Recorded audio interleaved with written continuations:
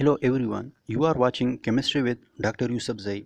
आज हम basic concepts in organic chemistry start करने वाले हैं, जो न सिर्फ अंडर ग्रेजुएट और ग्रेजुएट के लिए इम्पॉर्टेंट है, बल्कि ये सारे ऑर्गेनिक केमिस्ट के लिए इम्पॉर्टेंट है, चाहे वो कोर्स वर्क में हो या रिसर्च वर्क कर रहा हो।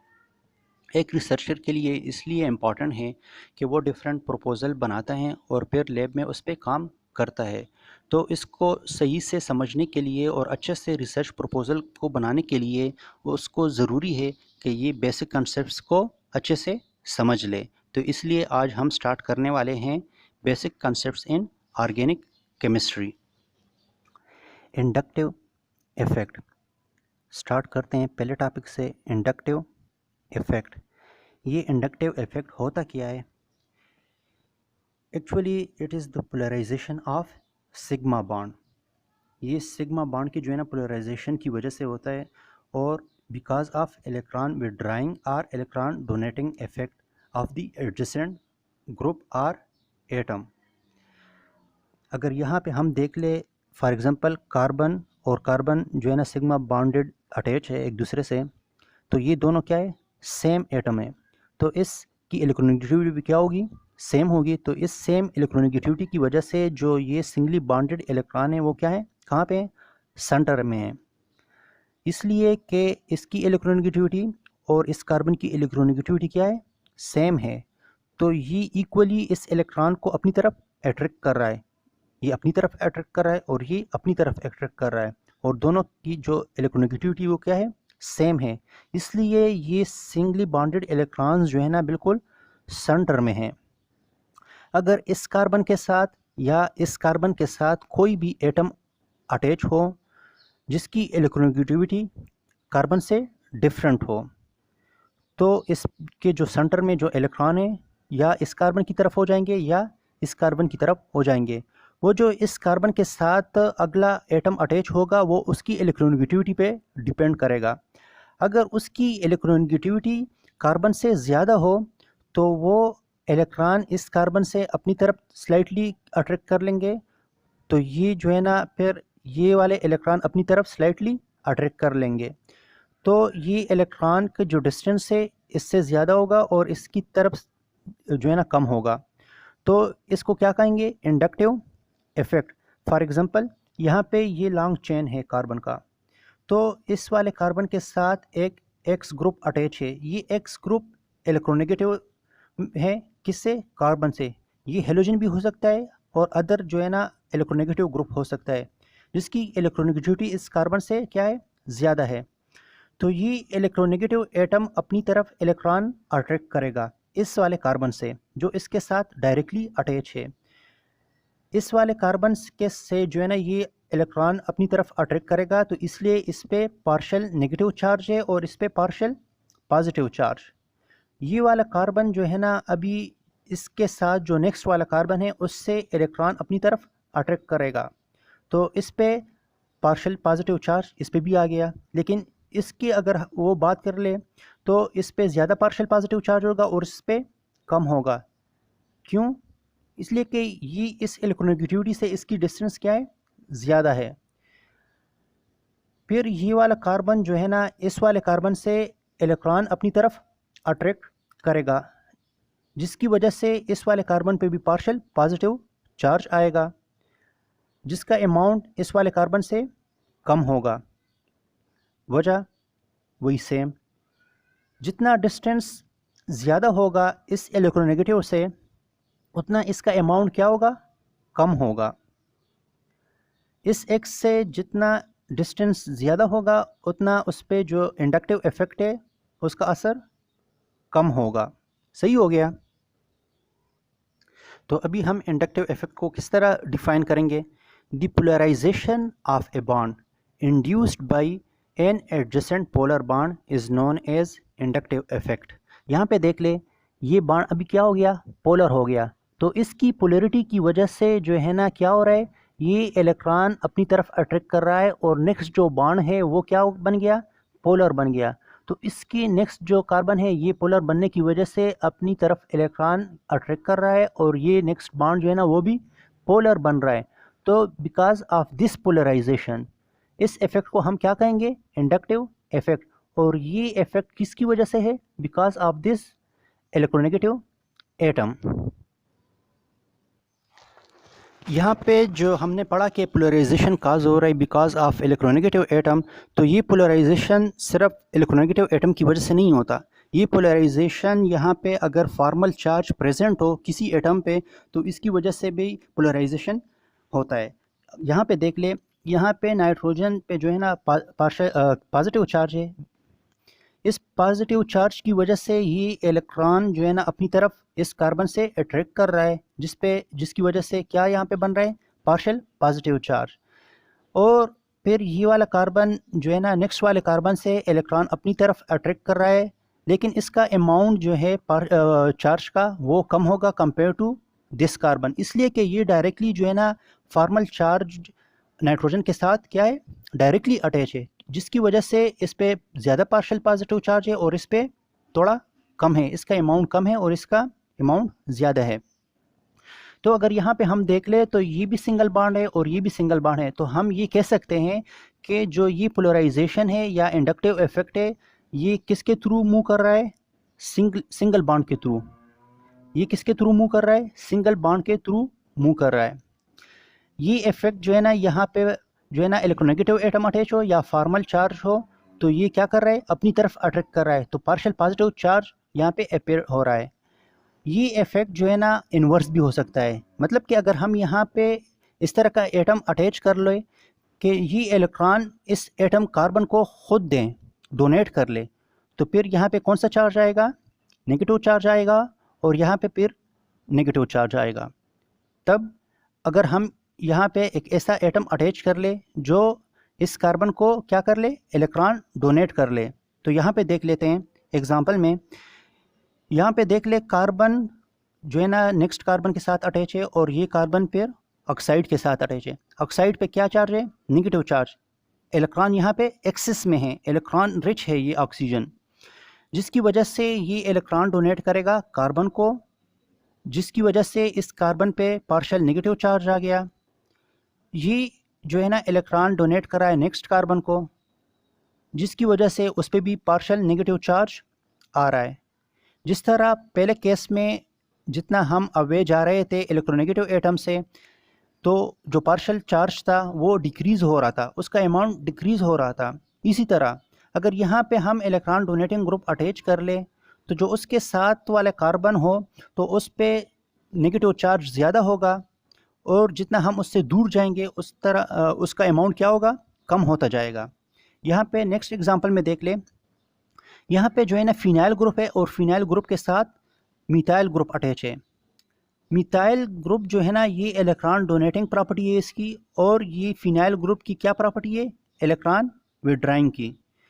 क्यों? इसलिए कि अगर यहाँ पे इस कार्बन को देख ले तो ये कार्बन sp3 हाइब्रिडाइज्ड है, sp3 हाइब्रिडाइज्ड है, सारे के सारे बॉन्ड सिंगल बॉन्डेड हैं।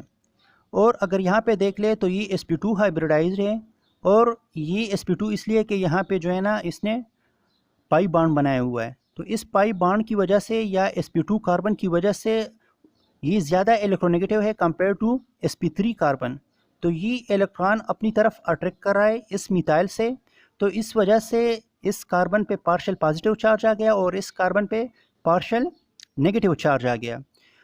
तो ये दोनों इफेक्ट हमने पढ़ लिए। एक में जो एक ग्रुप है वो इलेक्ट्रॉन जो है ना अपनी तरफ अट्रैक्ट करा इसलिए कि या तो वो इलेक्ट्रोनेगेटिव है या उस जो एटम है या ग्रुप ऑफ एटम है उस पर क्या चार्ज है? फॉर्मल चार्ज है, जिसकी वजह से वो इलेक्ट्रॉन अपनी तरफ अट्रैक्ट कर रहा है। नेक्स्ट केस में हमने ये देखा कि वो इलेक्ट्रॉन डोनेट कर रहा है, या तो उसके पास जो है ना इलेक्ट्रॉन एक्सेस में है या जो है ना वो इस तरह के ग्रुप के साथ अटैच है कि वो sp2 हाइब्रिडाइज्ड है, जिसकी वजह से वो इलेक्ट्रॉन उससे दूसरे ग्रुप से अपनी तरफ अट्रैक्ट कर रहा है। तो इस वजह से हम कह सकते हैं कि इंडक्टिव इफेक्ट के हमारे पास दो टाइप्स है, एक इलेक्ट्रॉन विड्राइंग इंडक्टिव इफेक्ट और दूसरा इलेक्ट्रॉन डोनेटिंग इंडक्टिव इफेक्ट। तो पहले हम देखते हैं कि इलेक्ट्रॉन विड्राइंग इंडक्टिव इफेक्ट होता क्या है। इलेक्ट्रॉन विड्राइंग इंडक्टिव इफेक्ट को हम -I से डिनोट करेंगे, -I से, और वो atom or group of atom or functional group जो हाइड्रोजन से ज़्यादा इलेक्ट्रोनेगेटिव हो, वो एटम और ग्रुप ऑफ एटम और फंक्शनल ग्रुप जो हाइड्रोजन से ज़्यादा इलेक्ट्रोनेगेटिव हो, तो उसको हम किस कैटेगरी में डालेंगे?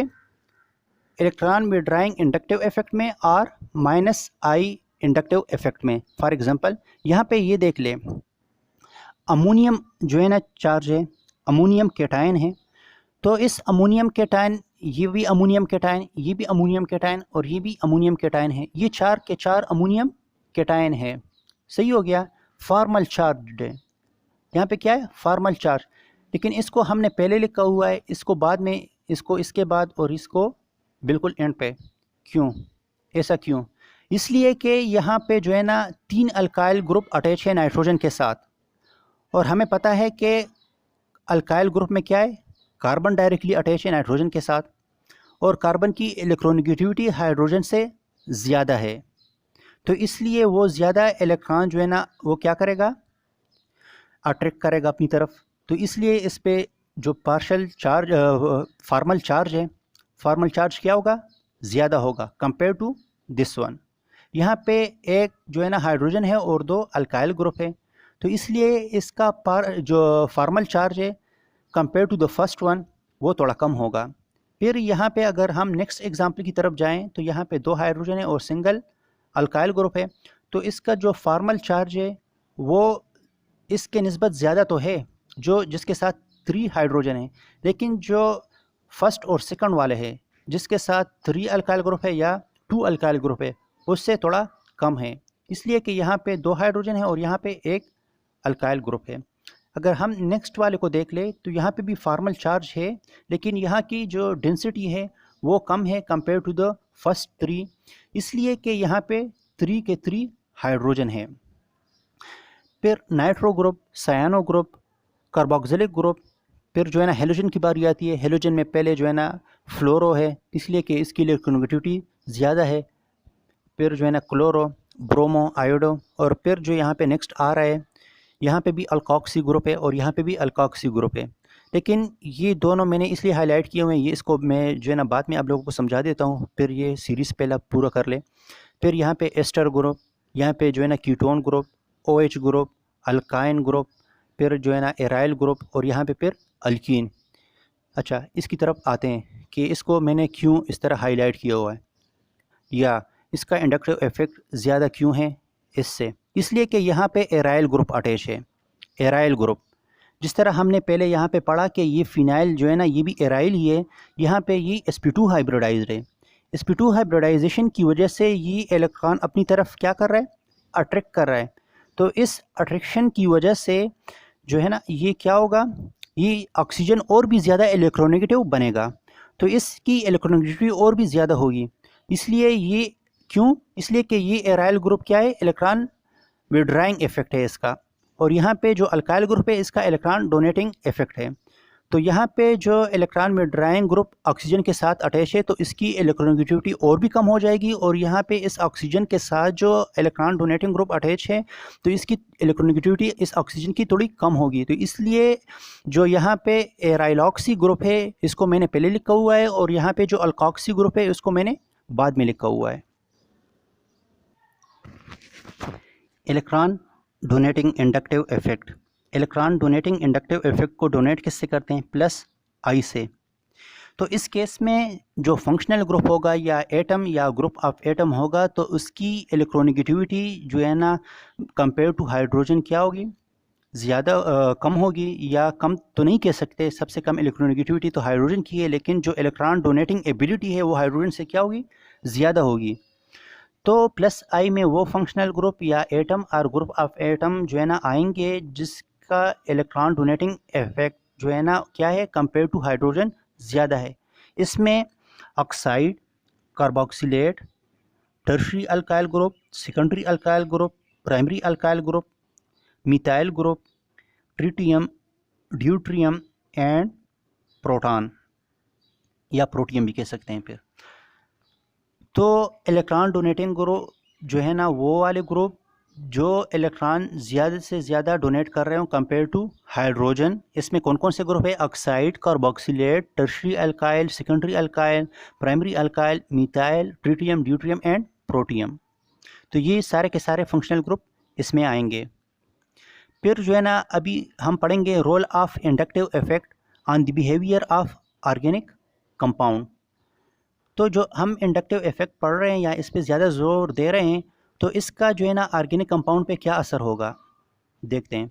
फर्स्ट नंबर पे एसिडिटी ऑफ हाइड्रोकार्बन। अगर कोई आपके पास एसिड हो या कोई हाइड्रोकार्बन हो, तो उसके जो है ना एसिडिटी पे इस इंडक्टिव इफेक्ट का क्या असर होगा। अगर इलेक्ट्रॉन जो है ना विड्राइंग ग्रुप उसके साथ अटैच हो जाए, तो वो क्या करेगा, उससे इलेक्ट्रॉन अपनी तरफ अट्रैक्ट करेगा। वो जब उससे इलेक्ट्रॉन अपनी तरफ अट्रैक्ट करेगा तो उसमें क्या क्रिएट होगा, पोलराइजेशन। तो नेक्स्ट जो उसके साथ होगा हाइड्रोजन, तो उस पर पार्शियल पॉजिटिव चार्ज आ जाएगा। तो उस पोलराइजेशन की वजह से जो है ना क्या करेगा, वो प्रोटॉन को लॉस कर लेगा। मींस कि उसकी एसिडिटी क्या हो जाएगी, ज़्यादा हो जाएगी, because of electron withdrawing group अगर उसके साथ अटैच हो तब। यहाँ पे इस एग्जांपल को देख ले, इससे आप जो है ना इजीली समझ जाएंगे कि इलेक्ट्रॉन जो है ना विड्राइंग ग्रुप अगर उसके साथ अटैच हो जाएं तो उसकी एसिडिटी पे क्या इफ़ेक्ट होगा। यहाँ पे देख ले, एसिटिक एसिड CH3CO2H, इसको जब हम आयनाइज करते हैं तो ये कार्बोक्सिलेट आयन में कन्वर्ट होता है या एसीटेट आयन में कन्वर्ट होगा और हाइड्रोनियम आयन में। नेक्स्ट में देख ले सेकंड इक्वेशन में, यहाँ पे एक और ग्रुप अटैच हो गया, मतलब कि यहाँ का जो CH3 में से एक प्रोटॉन को उसने रिप्लेस किया है आयोडो ग्रुप से। अगर हम देख ले तो आयोडो की इलेक्ट्रोनेगेटिविटी कंपेयर टू हाइड्रोजन क्या है, ज़्यादा है। तो ये आयोडो ग्रुप जो है ना, इससे इलेक्ट्रॉन क्या करेगा, अपनी तरफ अट्रैक्ट करेगा इस CH2 से। इस तरह इस पे partial negative charge partial positive charge आ जाएगा। इस पार्शियल पॉजिटिव चार्ज की वजह से ये इसमें से इलेक्ट्रॉन अपनी तरफ अट्रैक्ट करेगा, तो इसकी जो इलेक्ट्रोनेगेटिविटी है वो और भी ज़्यादा इलेक्ट्रोनेगेटिव बन जाएगा। तो इसलिए ये प्रोटॉन इजीली आयनाइज हो जाएगा, तो इसकी एसिडिटी ज़्यादा होगी compare to this one. Next example देख ले, यहाँ पे जो है ना एसिटिक एसिड का एक हाइड्रोजन किससे रिप्लेस हुआ है, क्लोरो से। फर्स्ट केस में हमने एसिटिक एसिड पढ़ा, सेकंड केस में हमने आयोडो एसिटिक एसिड पढ़ा, और थर्ड केस में हम क्या पढ़ रहे हैं, क्लोरो एसिटिक एसिड। ये तीनों को अगर हम कंपेयर कर ले, क्लोरो, आयोडो और सिंपल एसिटिक एसिड को, तो क्लोरो की इलेक्ट्रोनेगेटिविटी क्या है, ज़्यादा है आयोडो से, और आयोडो की इलेक्ट्रोनेगेटिविटी ज़्यादा है प्रोटॉन से। तो क्लोरो एसिटिक एसिड की एसिडिटी ज़्यादा होगी आयोडो एसिटिक एसिड से, और आयोडो एसिटिक एसिड की एसिडिटी ज़्यादा होगी एसिटिक एसिड से। तो मतलब कि अगर हम किसी ग्रुप के साथ इलेक्ट्रोनेगेटिव एटम अटैच कर ले तो उसकी इलेक्ट्रोनेगेटिविटी क्या होगी, इंक्रीज़ होगी इलेक्ट्रोनेगेटिविटी, तो एसिडिटी भी इंक्रीज़ हो जाएगी उससे। तो यहाँ पे फिर हम इसको इक्वेशन फॉर्म में लिख लेते हैं कि क्या इफ़ेक्ट होता है एसिडिटी और pKa वैल्यू का रिलेशन क्या होता है। तो अगर pKa वैल्यू क्या हो, ज़्यादा हो, तो मतलब कि एसिडिटी कम है, और pKa वैल्यू अगर कम हो तो मतलब कि एसिडिटी ज़्यादा है। यहाँ इस टेबल में देख ले, acid pKa value in water at room temperature are 25 degree centigrade. यहाँ पे फर्स्ट एग्जांपल फार्मिक एसिड है। फार्मिक एसिड को हम कंपेयर करते हैं एसिटिक एसिड से। तो यहाँ पे फार्मिक एसिड की अगर pKa वैल्यू को हम देख ले तो 3.77 या 3.77, और एसिटिक एसिड को अगर हम देख ले तो इसका pKa वैल्यू क्या है, 4.76। इसका pKa वैल्यू ज़्यादा है और इसका pKa वैल्यू कम है। तो यहाँ पे इस रिलेशन को देख ले, pKa वैल्यू अगर ज़्यादा हो तो एसिडिटी क्या होगी, कम होगी। तो मतलब कि ये एसिटिक एसिड कम एसिडिक है कंपेयर टू फार्मिक एसिड। ऐसा क्यों है, इसलिए कि इस हाइड्रोजन को रिप्लेस किया है किससे, मिथाइल ग्रुप से, अल्काइल ग्रुप से। और मिथाइल ग्रुप क्या है, इलेक्ट्रॉन डोनेटिंग इफेक्ट है इसका। इस मिथाइल ग्रुप का क्या इफेक्ट है, इलेक्ट्रॉन डोनेटिंग इफेक्ट है कंपेयर टू प्रोटॉन। जिस तरह हमने वो इफ़ेक्ट पड़ा था कि या तो आपके पास प्लस आई होगा या माइनस आई होगा, तो ये जो है ना आपके पास प्लस आई में आता है, मतलब कि ये इलेक्ट्रॉन डोनेट कर रहा है, तो जिसकी वजह से इसकी एसिडिटी क्या हो गई, कम हो गई, या पी के वैल्यू क्या हो गया, बढ़ गया। तो यहाँ पे ये देख ले 10 का डिफरेंस है, तो ये 10 टाइम फार्मिक एसिड 10 टाइम क्या है, इससे ज़्यादा एसिडिक है एसिटिक एसिड से। नेक्स्ट देख ले, यहाँ पे आयोडो एसिटिक एसिड है, तो आयोडो एसिटिक एसिड का पी के वैल्यू क्या है 3.12। तो ये देख ले, इसके साथ एसिटिक एसिड के साथ कंपेयर कर ले, एसिटिक एसिड से इसका पी के वैल्यू कम हो गया, मतलब कि इसकी एसिडिटी ज़्यादा हो गई। अगर इस रिलेशन को हम देख ले, इसको बस आपने जहन में रखना है कि पी के वैल्यू अगर ज़्यादा हो तो मतलब कि वो कम एसिडिक है, और अगर पी के वैल्यू कम हो तो मतलब कि ये ज़्यादा एसिडिक है। तो इन दोनों को कंपेयर कर ले, एसिटिक एसिड को और आयोडो एसिटिक एसिड को। तो एसिटिक एसिड का पी के वैल्यू 4.76 है और आयोडो एसिटिक एसिड का पी के वैल्यू 3.12 है। तो ये ज़्यादा एसिडिक हो गया इससे, इसलिए कि इसका पी के वैल्यू कम है और इसका पी के वैल्यू ज़्यादा है। जब हम इसके साथ क्लोरो ग्रुप अटैच करते हैं तो क्लोरो ज़्यादा इलेक्ट्रोनेगेटिव है, तो इसकी वजह से इसकी इलेक्ट्रोनेगेटिविटी और भी बढ़ जाएगी, तो ये ज़्यादा एसिडिक होगा। देख ले, खुद देख ले, यहाँ पे 2.85 इसकी पीके वैल्यू है और यहाँ पे इसकी 3.12, तो ये आयोडो एसिटिक एसिड से भी ज़्यादा एसिडिक हो गया। यहाँ पे अगर हम देख ले, इस क्लोरो एसिटिक एसिड का एक हाइड्रोजन रिप्लेस हो गया मिथाइल ग्रुप से, मतलब कि ये प्रोपेनोक एसिड अब बन गया, लेकिन यहाँ पे अल्फ़ा जो कार्बन है या 2 नंबर कार्बन है उसके साथ क्लोरो ग्रुप अटैच है। तो यहाँ पे इसके एसिडिटी में इतना इफेक्ट तो नहीं हुआ, लेकिन स्लाइटली क्या हो गया, स्लाइटली इसकी एसिडिटी कम हो गई। यहाँ पे 2.85 है और यहाँ पे 2.86 है। लेकिन अगर हम जो इलेक्ट्रोनेगेटिव एटम है उसको क्या कर ले, थोड़ा सा इसका बॉन्ड लेंथ को इंक्रीज़ कर ले या उसको अवे कर ले इस कार्बोक्सिलिक ग्रुप से, तो वो क्या हो जाएगा, उसकी एसिडिटी और भी कम हो जाएगी और पी की वैल्यू बढ़ रहा है। देख, पी के वैल्यू क्या हो रहा है, बढ़ रहा है, 4.05 तक आ गया। क्यों, इसलिए कि ये जो क्लोरो ग्रुप था पहले 2 नंबर कार्बन पे था, अब 3 नंबर कार्बन पे शिफ्ट हो गया, तो जिसकी वजह से इसकी एसिडिटी कम हो गई। जितना आप इलेक्ट्रोनेगेटिव एटम जितना उससे दूर लेके जाओगे उतना उसके एसिडिटी पे उसका इफेक्ट जो है ना क्या होगा, इसकी एसिडिटी कम होती जाएगी। यहाँ पे अगर देख ले, यहाँ पे एसिटिक एसिड को देख ले, एसिटिक एसिड की पी के वैल्यू 4.76 है। अगर तीनों के तीन हाइड्रोजन को हम क्लोरो से रिप्लेस कर ले तो ये क्या बनेगा, ट्राई क्लोरो एसिटिक एसिड। तो इसकी पी के वैल्यू 0.7 तक आ गई है, 0.7 तक। क्यों, एक जो अब हम जो है ना क्लोरो ग्रुप पर लगाते हैं तो इसका पी के वैल्यू इतना पी के वैल्यू इतना डिक्रीज़ हो रहा है, तो अगर हम 3 ग्रुप लगा ले तो पी के वैल्यू कितना डिक्रीज़ होगा, ये देख ले 0.7 तक आ गया। और अगर हम इस क्लोरो की जगह कोई दूसरा इलेक्ट्रोनेगेटिव एटम अटैच कर ले लाइक फ्लोरो ग्रुप, तो यहाँ पे क्या है, ट्राई फ्लोरो एसिटिक एसिड, तो इसका पी के वैल्यू और भी डिक्रीज़ हो गया। पी के वैल्यू डिक्रीज़ हो गया तो ये इन्वर्स प्रोपोर्शन में है, तो एसिडिटी इंक्रीज़ हो गई इसकी। तो ट्राई फ्लोरो एसिटिक एसिड की जो एसिडिटी है वो क्या और भी बढ़ गई है। तो इसका पी के वैल्यू क्या बन रहे हैं यहाँ पे 0.23 पी के वैल्यू। इस एग्जांपल को देख ले, इंपॉर्टेंट एग्जांपल है। यहाँ पे जो है ना 2 कार्बोक्सिलिक ग्रुप अटैच है। कितने carboxylic group, 2 carboxylic group attach है। तो इसके पी के कितने वैल्यूज़ होंगी, 2 होंगी, एक एक्स कार्बोक्सिलिक एसिड के लिए और एक इस कार्बोक्सिलिक एसिड के लिए। तो फर्स्ट जो पी के वैल्यू है वो क्या है 2.83 और जो सेकंड पी के वैल्यू है वो क्या है 5.69। तो ये फर्स्ट पी के वैल्यू कम क्यों है और ये सेकंड पी के वैल्यू ज़्यादा क्यों है, देखते हैं। जब हमने इसको हाइड्रोलाइज किया तो फर्स्ट कार्बोक्सिलेट आयन बन गया प्लस ये हाइड्रोनियम आयन। जब इसको नेक्स्ट हाइड्रोलाइज किया तो 2 कार्बोक्सिलेट आयन बन गए।